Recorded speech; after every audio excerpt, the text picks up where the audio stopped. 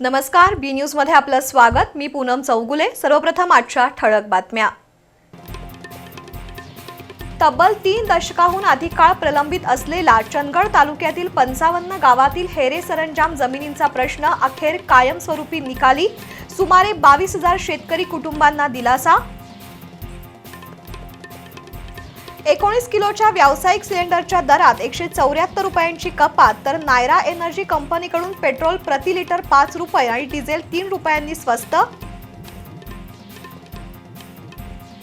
गोकुळच्या निवडणुकीसाठी दुग्ध विकास विभागाने मसुदा पाठवला 4844 संस्थांना, पण ठराव दाखल झालेत 5439। राजकीय पक्षांच्या ठरावांच्या आकड्यांमध्ये खोटी फूग।